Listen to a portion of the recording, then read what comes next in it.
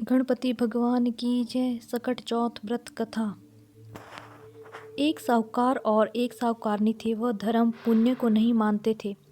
इसके कारण उनके कोई बच्चा नहीं था। एक दिन साहूकारनी पड़ोसी के घर गई। उस दिन सकट चौथ थी। वहाँ पड़ोसन सकट चौथ की पूजा करके कहानी सुना रही थी। साहूकारनी ने पड़ोसन से पूछा, तुम क्या कर रही हो? तब पड़ोसन बोली कि आज चौथ का व्रत है, इसलिए कहानी सुना रही हूँ। तब साहूकारनी बोली, चौथ के व्रत करने से क्या होता है? तब पड़ोसन बोली, इसे करने से अन्न, धन, सुहाग, पुत्र सब मिलता है। तब साहूकारनी ने कहा, यदि मेरा गर्भ रह जाए तो मैं 1.25 सेर तिलकुट करूँगी और चौथ का व्रत करूँगी। श्री गणेश भगवान की कृपा से साहूकारनी के गर्भ रह गया तो वह बोली कि मेरा लड़का हो जाए तो मैं 2.5 सेर तिलकुट करूँगी। कुछ दिन बाद उसके लड़का हो गया तो वह बोली कि हे चौथ भगवान, मेरे बेटे का विवाह हो जाएगा तो 5.25 सेर का तिलकुट करूँगी।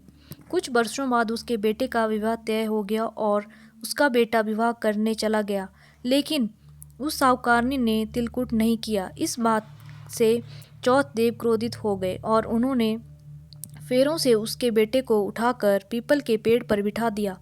सभी वर को खोजने लगे पर वो नहीं मिला। हताश होकर सारे लोग अपने अपने घर को लौट गए।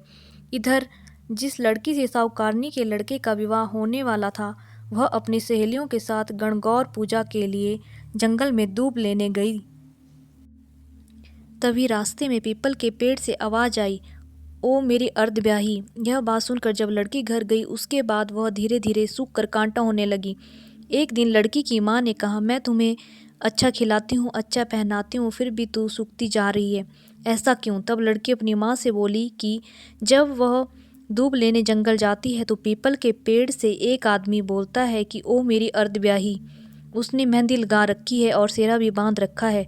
तब उसकी माँ ने पीपल के पेड़ के पास जाकर देखा तो वह उसका जमाई ही था। तब उसकी माँ ने जमाई से कहा, यहाँ क्यों बैठे हैं?